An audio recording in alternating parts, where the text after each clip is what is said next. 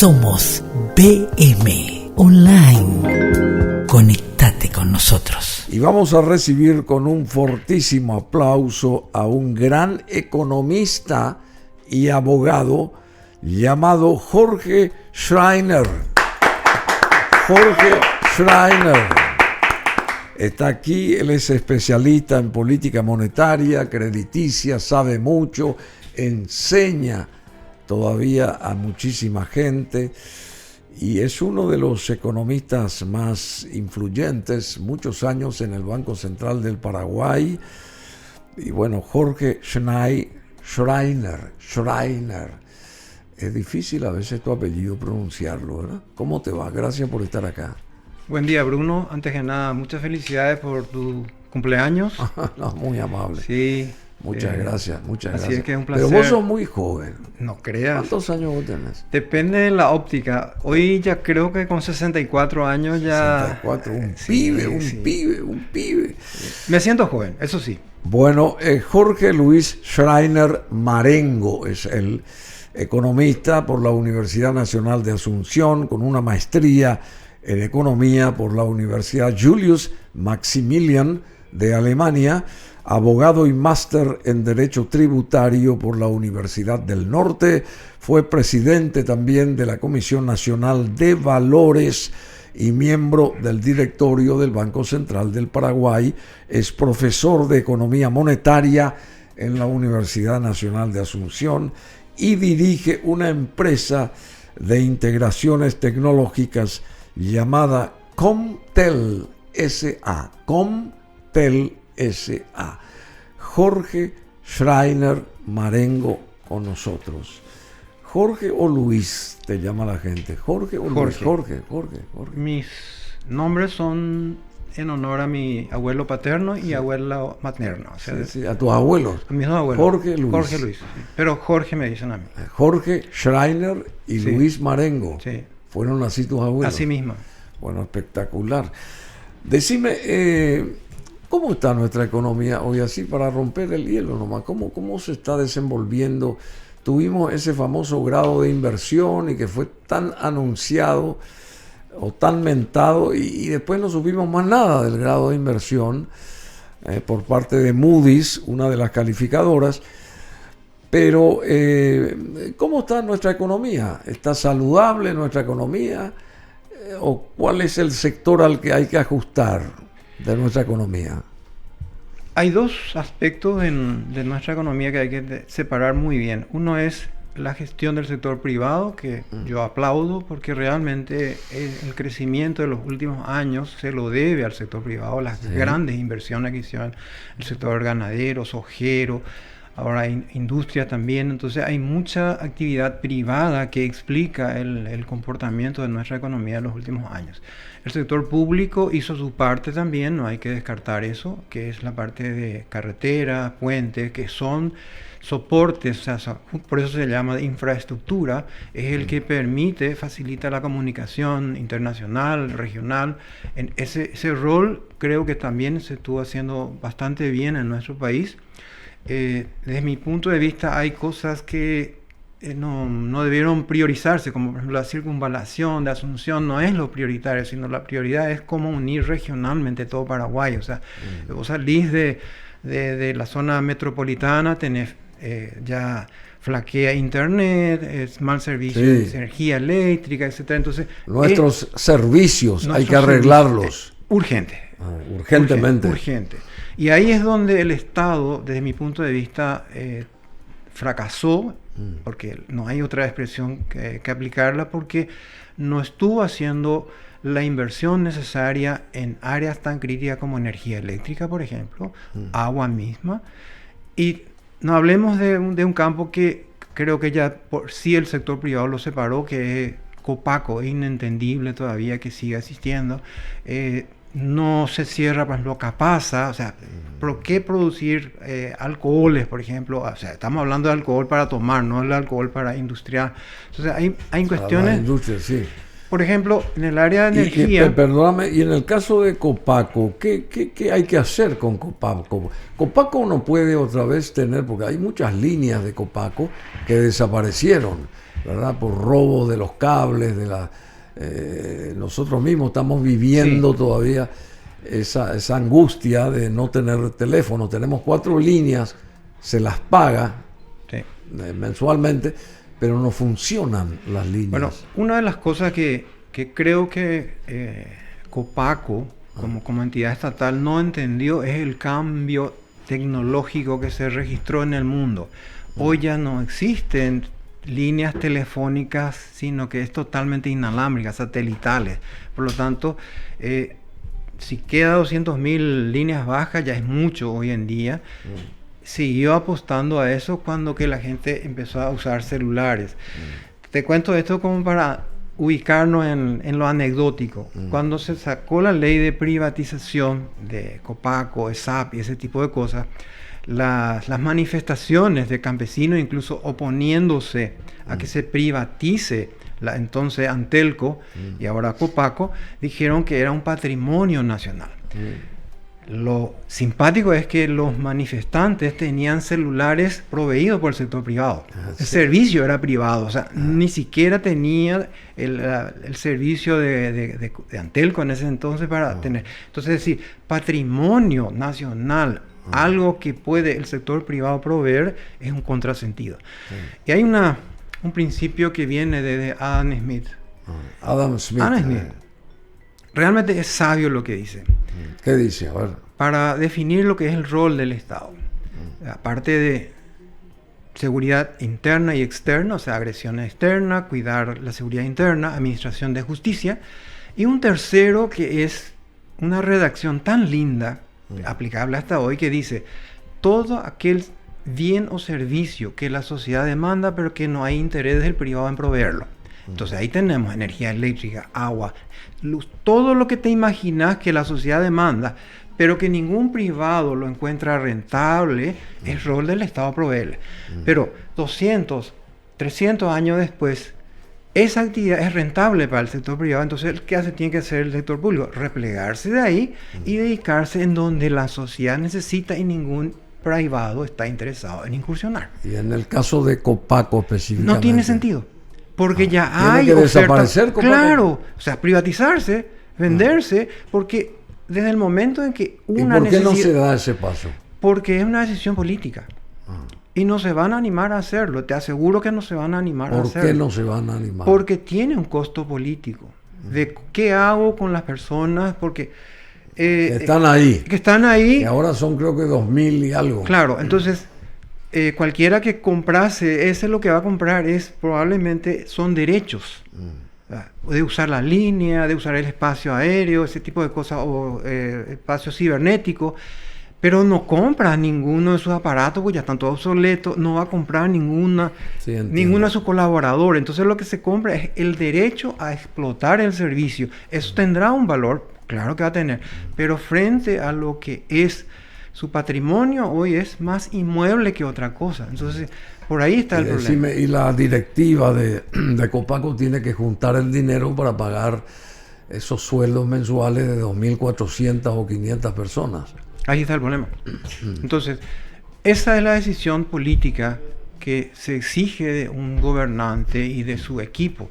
Cuando ven que algo no es útil para la sociedad, porque la sociedad ya solucionó eso con provisión privada, el sector público no tiene nada que hacer.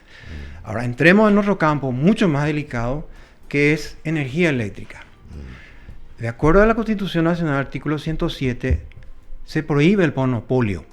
Monopolio. Claro, está prohibido el monopolio. Andes es un monopolio. Pero seguimos nosotros con el monopolio de Andes. Ahí está el tema. O sea, mi sugerencia hace buen tiempo es que debe haber una ley marco de proveedores de energía para que eso se abra al mercado, donde diga, ok, yo licito la zona sur, licito la zona norte, entonces tengo varios proveedores, varios distribuidores de energía.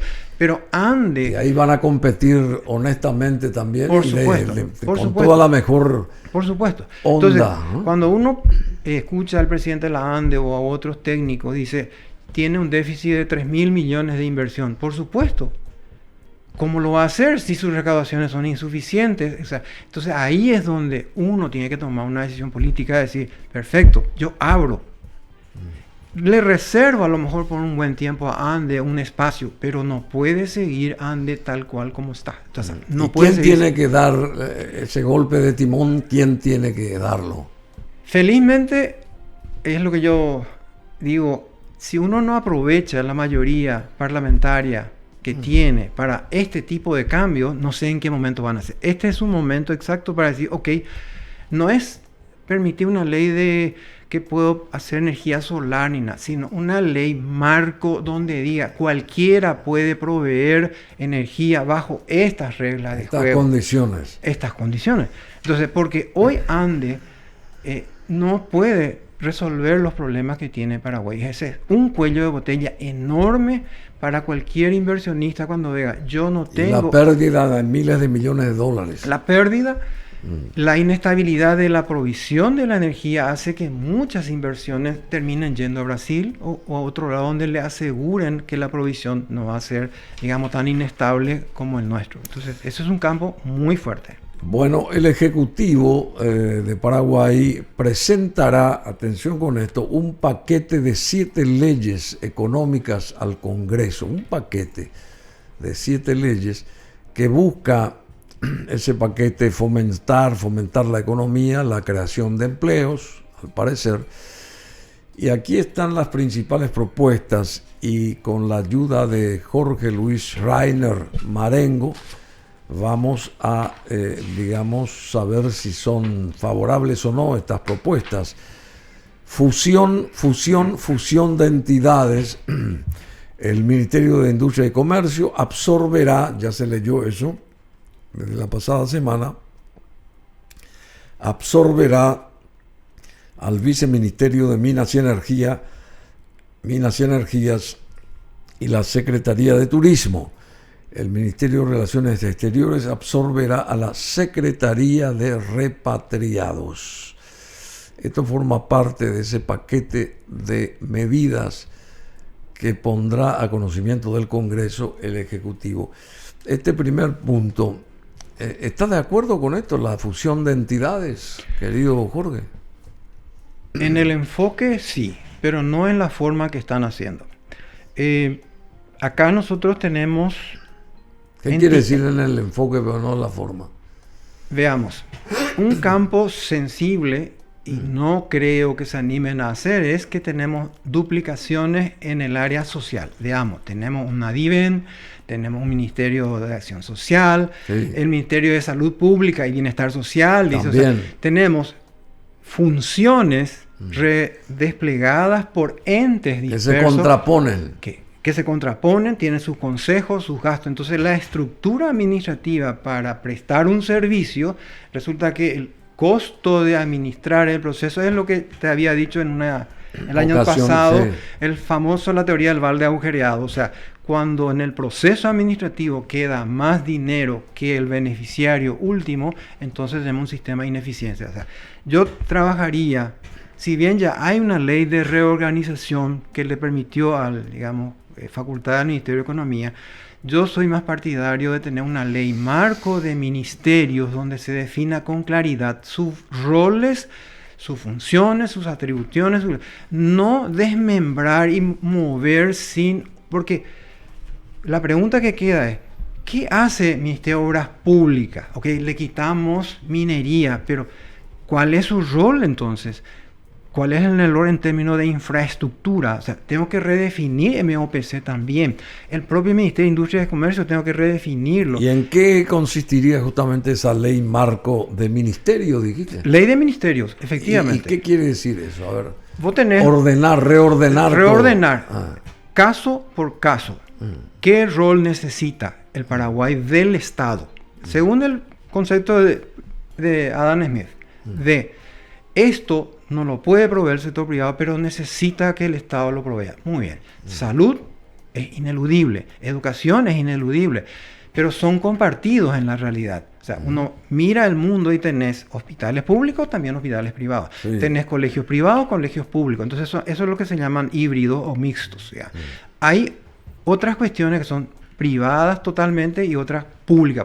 Por ejemplo, seguridad nacional es indelegable, es rol del Estado. O sea, eso no se puede delegar a nadie. O sea, cuidar el espacio aéreo con radares, etcétera, es obligación del Estado, no del privado, es del Estado. El privado necesita esa seguridad proveída por el Estado. Entonces, yo me refiero a una ley marco de decir, muy bien, área seguridad, área salud, área educación, área provisión de servicios básicos. Entonces, ahí recién, una vez que determine, este es un rol del Estado para Paraguay en este momento y en los próximos 20 o 30 años, ahí defino quién va a ser responsable.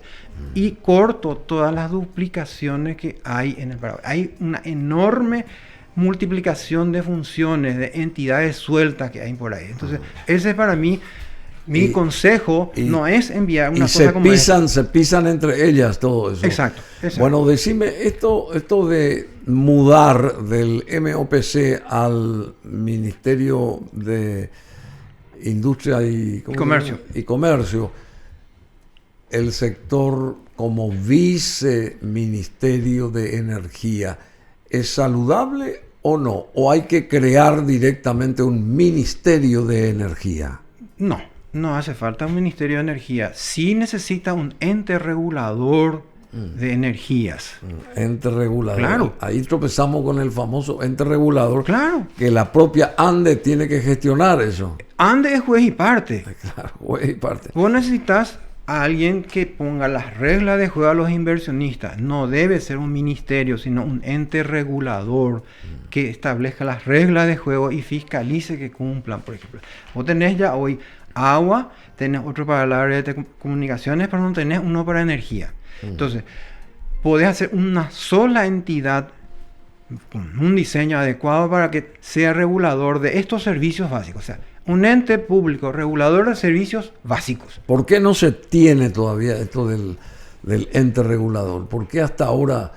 Se hizo un esfuerzo en ESAP, en avance, que tenemos creo que le llama CONASAM, el de que regula el agua. Sí. Tenemos otro en comunicaciones que se llama CONATEL, pero no tenemos nada de energía. Y por eso digo, ¿y por qué entonces, todavía no se tener un viceministerio de energía no es un ente regulador.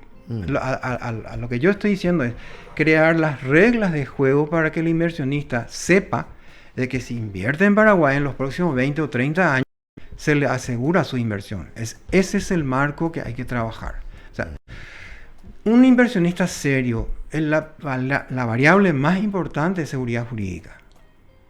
Rentabilidad, claro que buscan, todo el mundo busca rentabilidad, pero es seguridad jurídica.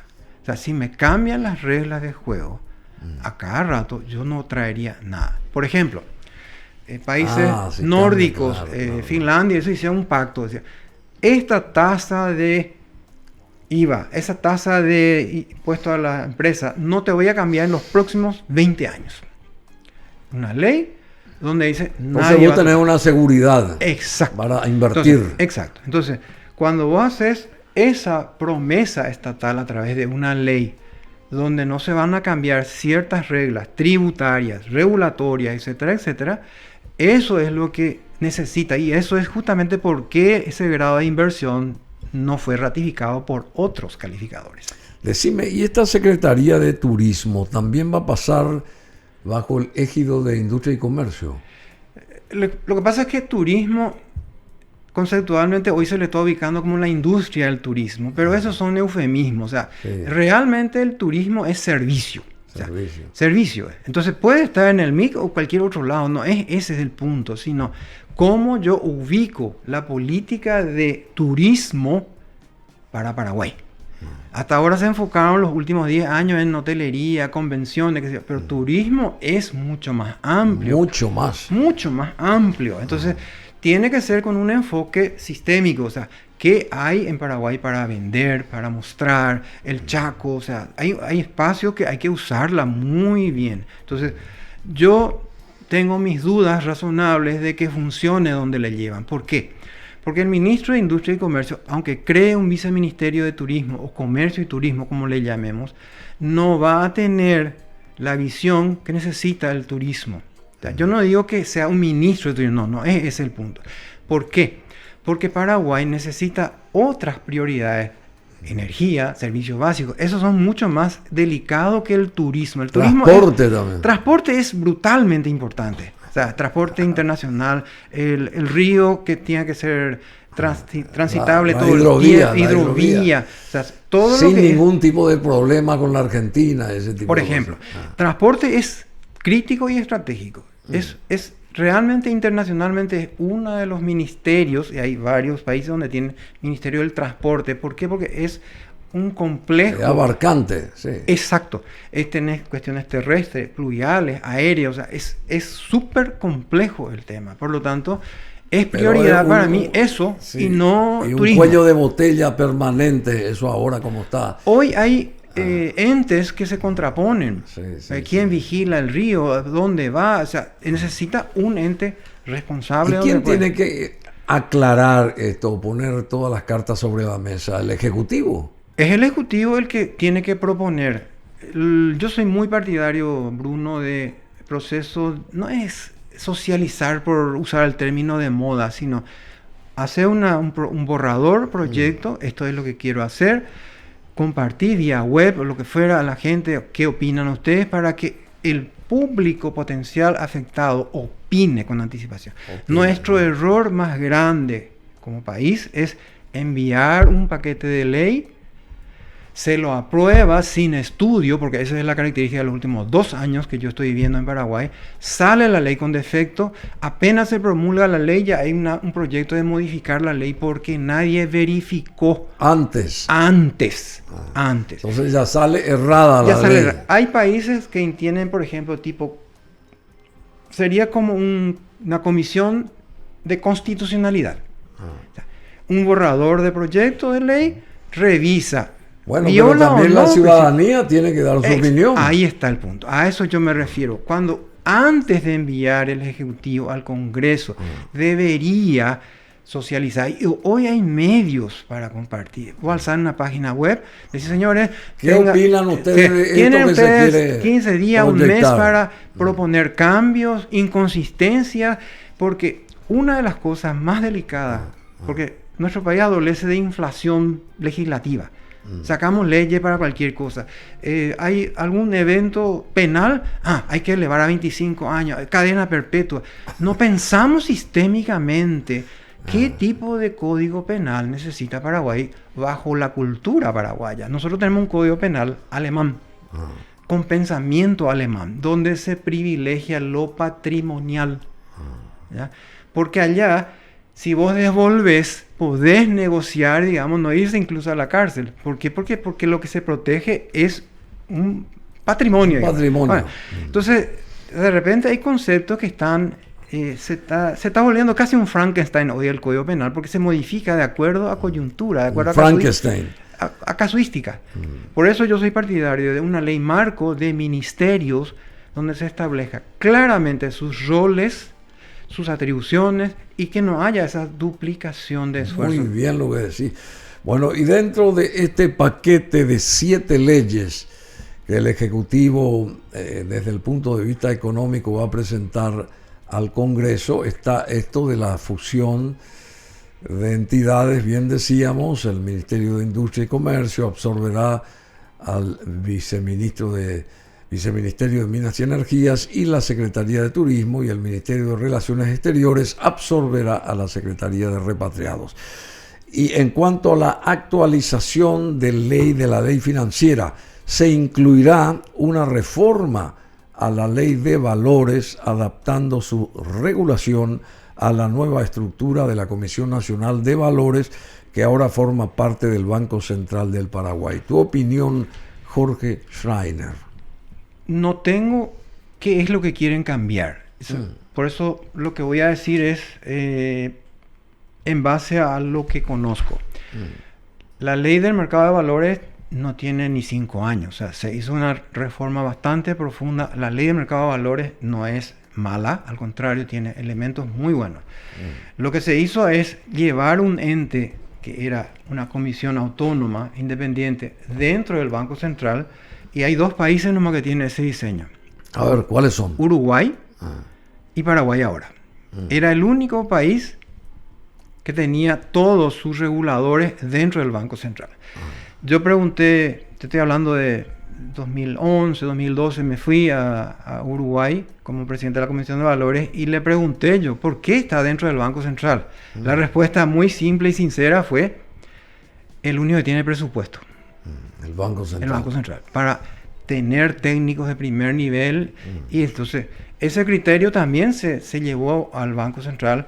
Siempre quisieron... acá de Paraguay. Claro. O sea, era una comisión, tenía su propia estructura de funcionamiento, era como una lancha pequeña, muy ágil, y ahora se metió dentro de un Titanic, de un ente muy grande. Entonces, mi duda es, ¿será que la Comisión de Valores, que ahora se llama Superintendencia de Valores, va a adquirir la agilidad que requiere una SEC? ¿Por qué es independiente la SEC en Estados Unidos del Banco del Federal Reserve? O sea, ningún país, excepto estos dos, su Comisión de Valores o su Secretaría de Valores, lo que fuera, está dentro del propio Banco Central. Porque no es rol del Banco Central propiamente dicho este campo.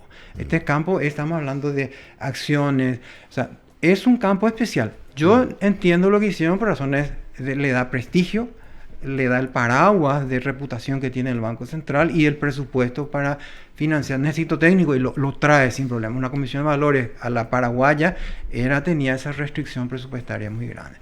Pero lo que sí creo que van a apuntar es a digitalizar los registros, que se está yendo ya con la depositaria de valores. Ahí hay un campo todavía interesante de avance en reforma, pero las protecciones, los derechos del consumidor o del inversionista están súper bien definidos en la ley marco actual, digamos. O sea, por ese lado yo no encuentro mucho espacio, pero no explicaron qué es lo que quieren cambiar. Lastimosamente no puedo opinar sobre algo que no conozco. No se explica. Ya que estamos ahí en este tema, esto del Ministerio de Economía y Finanzas, ¿está funcionando? ¿Vos estás apoyando esta reestructuración que hubo por parte de Fernández Valdovinos? Porque él es el que corta el bacalao económicamente acá en el país. Esa es la verdad de la milanesa. ¿Está funcionando ese Ministerio de Economía y Finanzas, digamos? Porque abarca un montón tiene un ejido bastante amplio. ¿Vos decís que mejoraron las cosas desde que se creó esta nueva institución? No, de que él, como ministro y su equipo técnico, no hay una pizca de duda de mi parte, digamos. En donde yo creo que se apresuraron es en el diseño. Por ejemplo, ¿qué tiene que ver capital humano con economía y finanzas? O sea, todas las problemáticas del recurso humano, del capital humano, no es un problema de economía y finanzas. Eso es un distractor.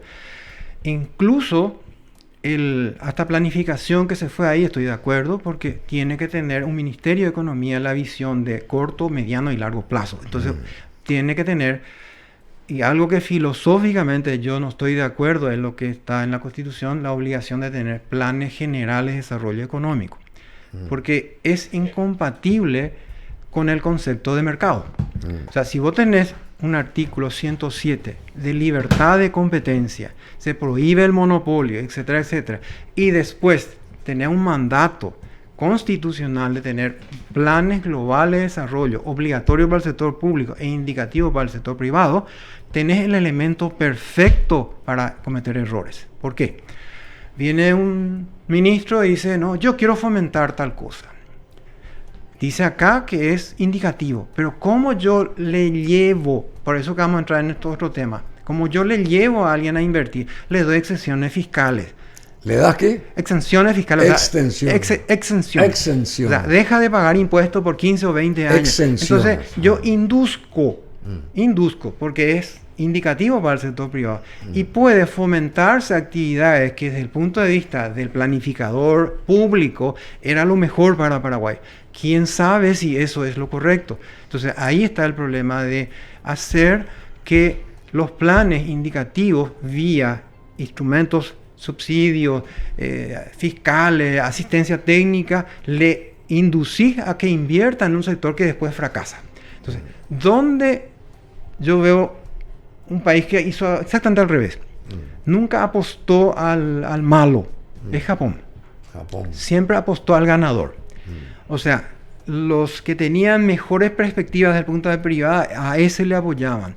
No subsidiaban algo para que no muera. Ese es un enfoque errado que tenemos en Paraguay y en muchos países latinoamericanos. O sea, actividades que ya no son rentables, que ya la sociedad ni siquiera necesita, o que el sector privado lo provee bien, se sigue apostando por eso. En caso de eso, Capasa. Hay que cerrarla. Simplemente hay que cerrarla. Se pueden licitar. También. O sea, se tiene que licitar, se venden los derechos que tiene sobre el espacio electromagnético, etcétera, etcétera. Pero hay que cerrarla porque efectivamente su rol hoy ya puede ser cubierto perfectamente por el sector privado. Ese es el problema de fondo que yo veo. No se mira el bosque en Paraguay, sino se actúa de acuerdo a coyuntura. Estas son leyes que parecen rimbombantes y prometedoras. Si yo no resuelvo tema de seguridad jurídica, registros públicos confiables, crearon una ley de registro único. Yo aplaudí eso. Pero llevaron otra vez al Poder Judicial. Y el Poder Judicial va a ser juez y parte. Claro. El registro público es un servicio que debe ser proveído por el sector administrativo. O sea, el Poder Ejecutivo tiene que ser el que administra. Porque cuando haya algún tipo de disenso sobre qué es lo que se registró, yo pueda recurrir libremente al Poder Judicial. Pero si el director depende de la Corte, ¿a favor de quién saldría la Corte? A favor de su personal. Entonces hay un conflicto, hay un error de diseño ahí, por ejemplo. Bueno, está este punto número 3, reforma de energías renovables, que ya más o menos se presentará una ley para fomentar la participación del sector privado en la generación de nuevas fuentes de energía renovable. Se espera mucho nomás, querido Jorge Schreiner. Es todo muy lento porque nosotros en 2 o 3 años ya no vamos a tener la energía y todavía se da vueltas, se presenta esto, no se entra al campo de acción ya, porque necesitamos un ente generador de energía a toda costa, necesitamos, y como que bueno, eso es lo que yo pienso, ¿verdad? Pero se presentará una ley en este caso para fomentar la participación del sector privado en la generación de nuevas fuentes de energía renovable. El sector privado es confiable, es más dinámico, me parece. Sí. Bueno, y ahora con esto que se presentará, ¿qué resultados se podría obtener? La idea me parece muy buena. Lo que necesito ver es qué proponen hacer. Porque si terminan, tal como sospecho, es que genera, pero le vende a la ANDE para que ANDE distribuya, morimos. Otra vez. Morimos todos. Claro. Porque lleva al cuello de botella que hoy tenemos. Hoy no es todavía un problema en la generación que acabas de mencionar muy bien, Bruno. Generación tenemos todavía. Nuestro problema básico es la transmisión y la distribución. Y necesitamos este ente regulador. Claro. Entonces, para que diga, yo voy a licitar en 5 pedazos Paraguay. Sí. Va a ir a distribuir hacia el sur, hacia el norte, hacia el este, lo que fuera. Y ANDE es uno más que va a licitar, a participar en el... Va a competir. Va a competir. Y por supuesto, con su estructura pesada, vas a encontrar proveedores potenciales mucho más eficientes. Eso es lo primero que hay que hacer. Esta ley, a mí me encanta, me gusta la idea, porque hay que fomentar las nuevas generaciones. Pero que sea independiente, ¿no? Otra vez que vaya... Correcto. A las garras de la ANDE. Correcto. Tiene que ser generación y distribución como un solo marco. O si no, vamos a tener un problema. Se generan, no van a saber a quién vender. Está la ANDE, está el subtendido de la ANDE. Y si yo no resuelvo esto, vamos a tener un cuello de botella hermoso de energía que no puedo acumular. Ese es el problema de la energía eléctrica. No se puede acumular, pues. La batería pues tiene un límite, una capacidad. Se puede acumular, pero tiene un límite. O sea, no sé cuántas baterías hay que tener para acumular energía. Energía que no se usa, se desperdicia. Ese es un enorme desafío en Paraguay. La distribución es el máximo de los problemas junto a la transmisión. O sea, traer desde Itaipú o de Yacyretá a un lugar determinado y ahí hacer las distribuciones, ahí es donde tenemos nosotros nuestro problema. Porque un vientecito de... ¿Y por qué 40, eso no se hizo antes? Nunca se hizo antes. El error lo tiene más de 20 a 30 años. O sea, se aplicó precio político a la ANDE. Varios gobiernos congelaron la tarifa de la ANDE cuando que la ANDE necesitaba. Por ejemplo, uno de los conceptos que yo tuve es que aunque baje la tarifa de Itaipú hacia la ANDE, que no ocurrió todavía porque se logró elevarlo para recaudar para otro propósito, que es lo que yo critiqué públicamente al gobierno. Es decir, no, yo no puedo recaudar 300 o 700 millones de dólares más para hacer inversiones sociales. Yo tengo que invertir en el sector que necesita, que es justamente la energía eléctrica. Debió usarse eso para fortalecer el sector que es nuestro cuello de botella ya hoy, por tema de inestabilidad de la distribución, y va a ser nuestro cuello de botella generacionalmente hablando de los próximos 5 o 6 años. Entonces tenemos dos problemas en uno hoy. Por lo tanto, hay que trabajar en eso. Y vos decís que alguien se está ocupando de eso. Están ocupándose. La pregunta que yo me hago es, ¿hacen las consultas apropiadas? No solo a la ANDE, porque si la ANDE le preguntas, le va a decir, yo necesito 3.000 millones para mejorar mi inversión, te va a decir ANDE. No te va a dar, no le va a salir de la cabeza de nadie de la ANDE que hay que desmonopolizar, que hay que distribuir la generación y la distribución. Distribuir. O sea, se licita porque es un espacio que corresponde al rol del Estado, no hay nada que discutir ahí, pero tiene que ser con ANDE como uno más. Pero ANDE como el actor principal va a terminar en un gran cuello de botella. Esa es mi lectura, Bruno. Bueno, y después llega esta cuestión de actualización de la ley 6090 y la ley de Maquila. Estas leyes se actualizarán según este paquete de leyes económicos o del paquete económica, ¿cómo se dice? De 7 leyes económicas al Congreso que va a presentar el Ejecutivo. Estas leyes se actualizarán para continuar incentivando la inversión y la generación de empleo. La idea básica no te diría que no es criticable, pero se usa en todo el mundo. Desde el punto de vista económico, más de tendencia liberal, la idea es mala. ¿Por qué?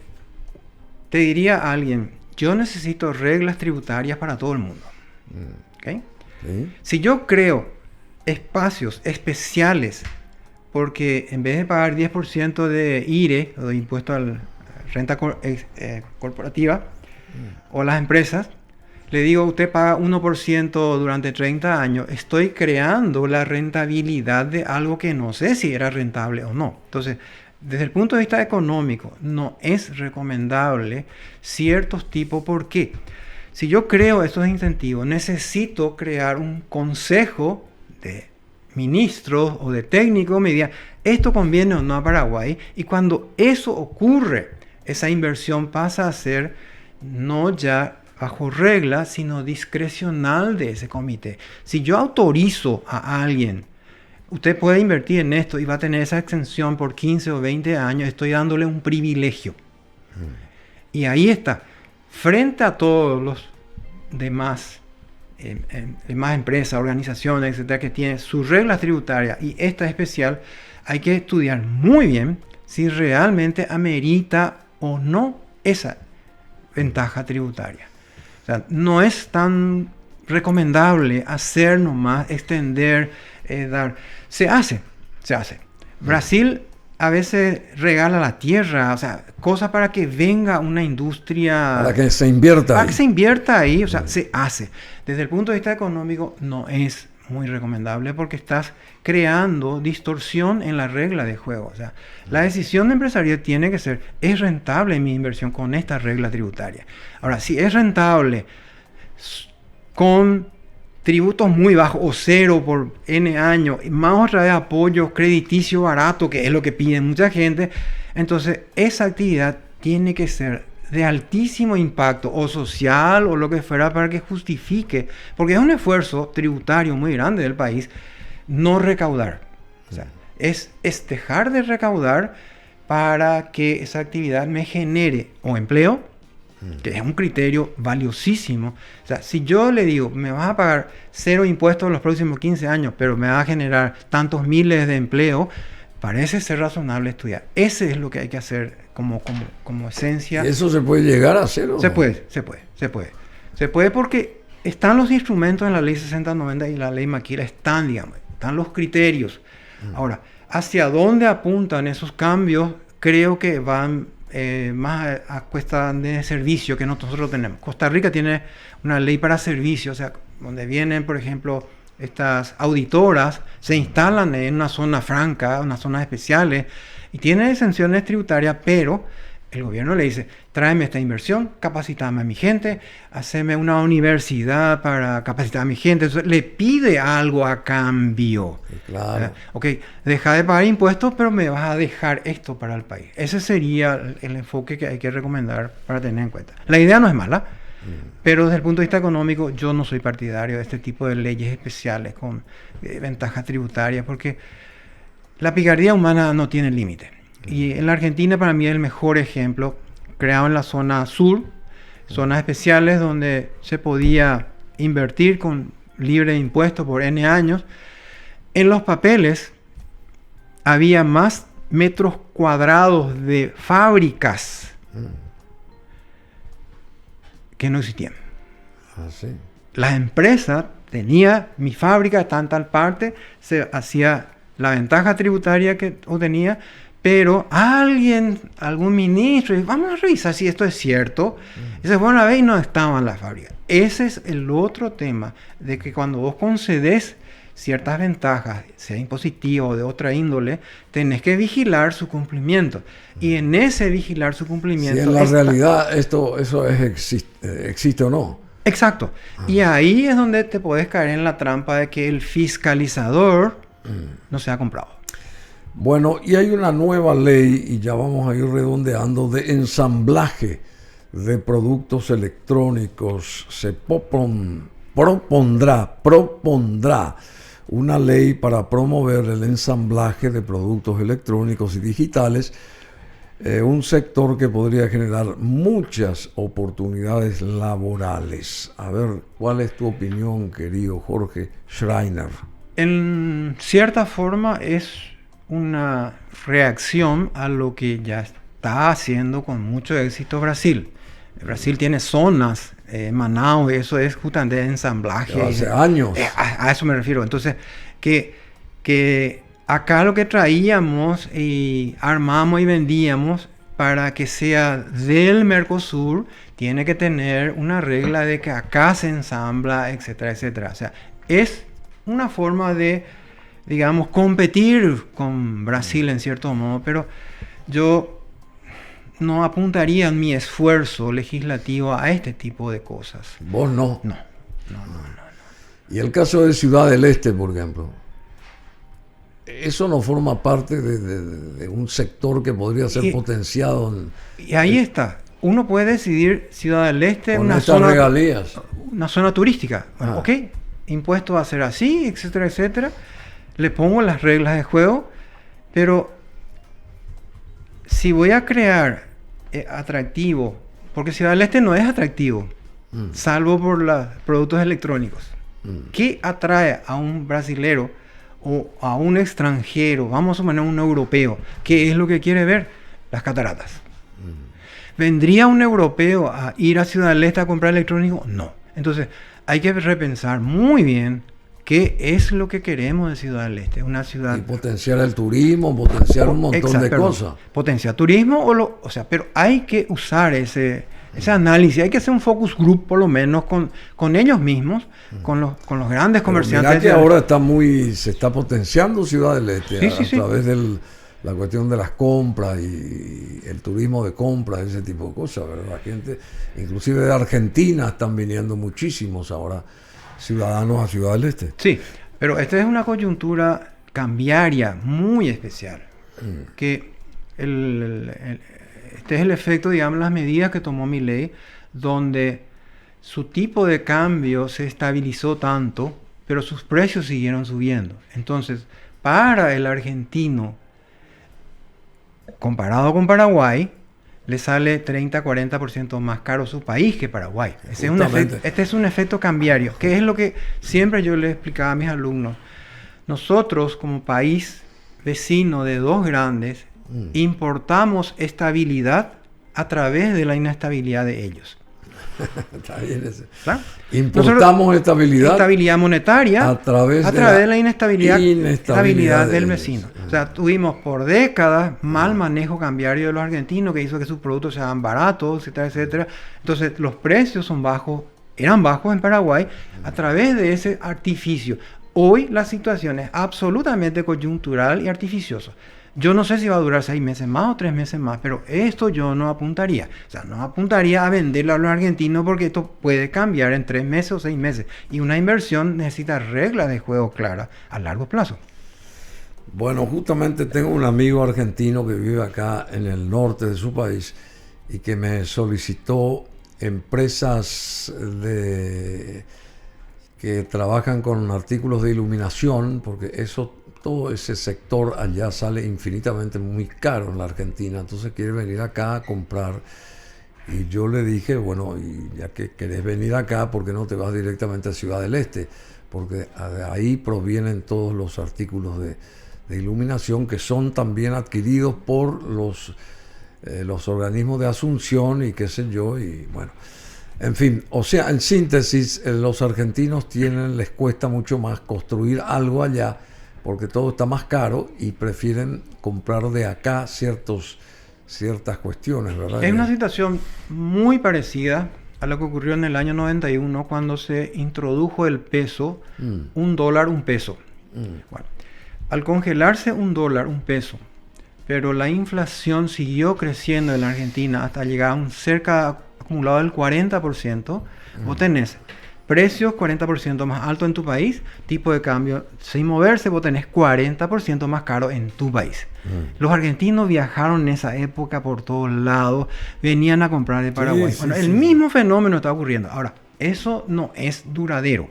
Y eso no puede decirte, voy a hacer un ensamblado. No puedo darme el lujo porque en 90 días me pueden cambiar las reglas de juego. O sea, para hacer un ensamblado... Bueno, ¿y qué seguridad uno tiene que tener para que eso no ocurra, digamos? ¿Qué falta? Ahí está el tema de fondo. Nosotros tenemos que siempre pensar que vivimos en Mercosur. Si esto se instala pensando en Mercosur, tenemos que tener las reglas con dos vecinos que hoy piensan diferente. Sí. Los dos tenemos. El vecino del norte piensa proteccionísticamente. Sí. Milei, con todo su discurso liberal, sigue siendo proteccionista y sigue siendo mercantilista en su enfoque. Por ejemplo, le está reteniendo todavía a sus exportadores una porción importante. O sea, al exportador de soja le sigue haciendo una retención cambiaria. Ese es un mercantilista, no un liberal. Un liberal jamás te va a retener una porción de lo que exporta, salvo su tributo normal, digamos. Eso no es ser liberal coherente, digamos. O sea, él está tomando medidas liberales, pero también están tomando medidas restrictivas, digamos, del comercio mismo.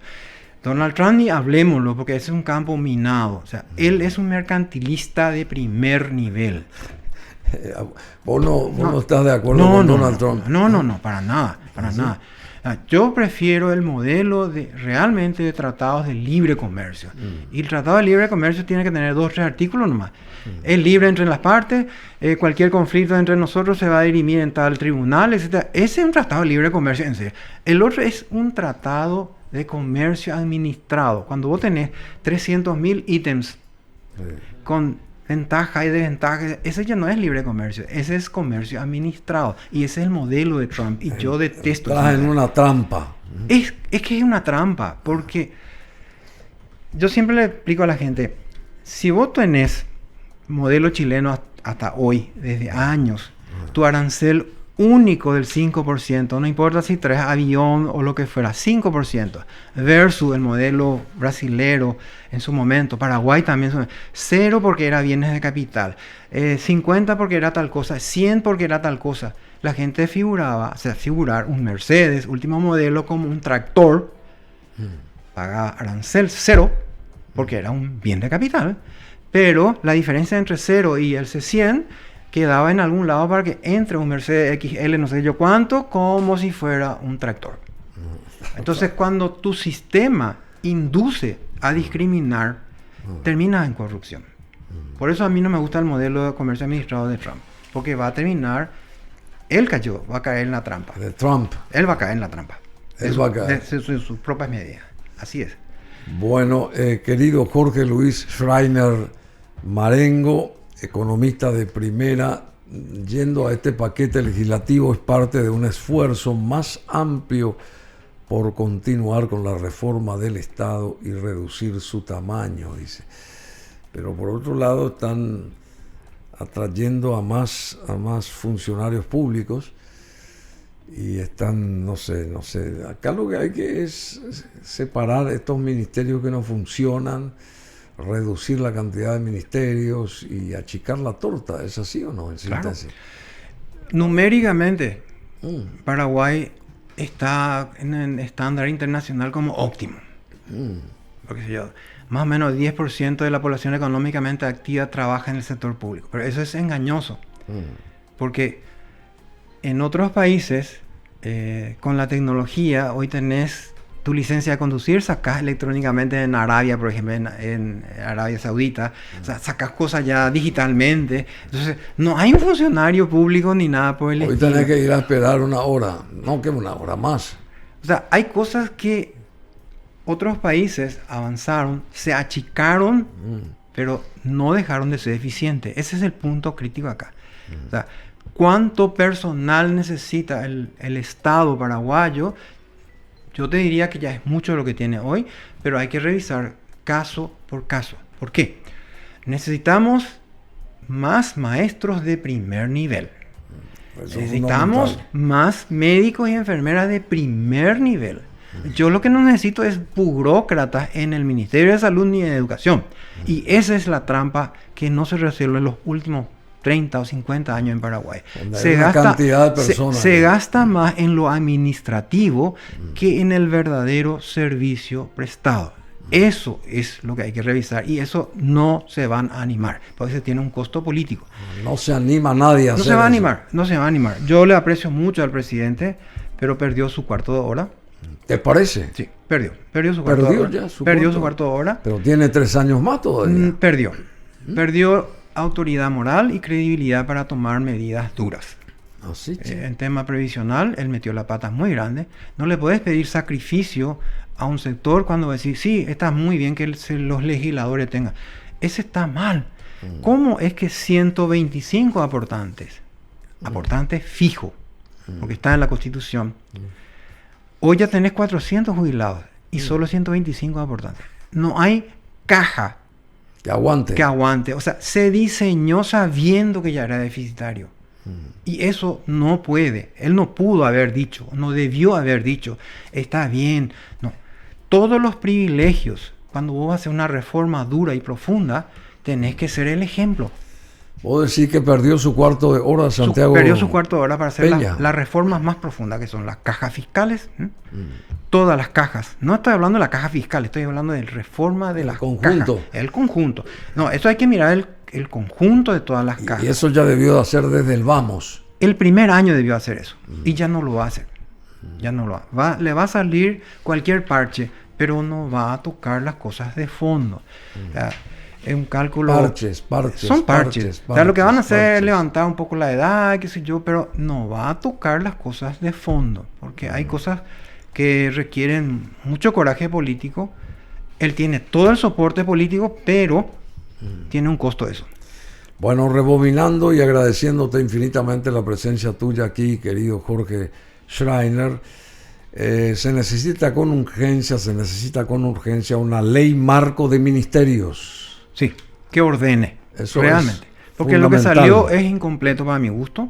No, le faculta al Ministerio de Economía a liderar estos cambios, pero está haciendo parches y movimientos que no son consistentes. Ese es el punto crítico que hay que tener en cuenta. Si yo muevo una pieza a otro lugar, tengo que saber si es consistente con otras piezas. O sea, esto hay que mirar como un sistema. El sector público hay que mirarlo como un sistema, no como piezas sueltas, separadas. No es así como funciona la economía. Bueno, y también la ANDE necesita incorporar a su sistema un ente regulador para que no pase, no siga siendo y juez liberar y parte. El mercado. Claro, liberar que el mercado. entre más jugadores. Tanto liberar el mercado para que no sea juez y parte. Exacto. Que entre más jugadores en la generación, en la distribución de energía. Si hay eólica tiene un potencial interesante en Paraguay porque tenemos sol 300 y pico, 320 días al año tenemos sol. O sea, es un candidato ideal. La eólica yo no tengo confianza porque ventarrones lo que tenemos, pero vientecito tenemos todos los días. O sea, ese no tiene ningún potencial en Paraguay. La eólica no le veo ningún potencial. Pero sí la solar, por ejemplo, es extraordinariamente el potencial que tenemos. Por las características de Paraguay, de sus días soleados. Imagínate, estamos en pleno invierno y un día precioso soleado tenemos. Bueno, hoy, por ejemplo, muchísimas gracias, Jorge Schreiner. Schreiner, un economista extraordinario. Somos BM Online. Conectate con nosotros.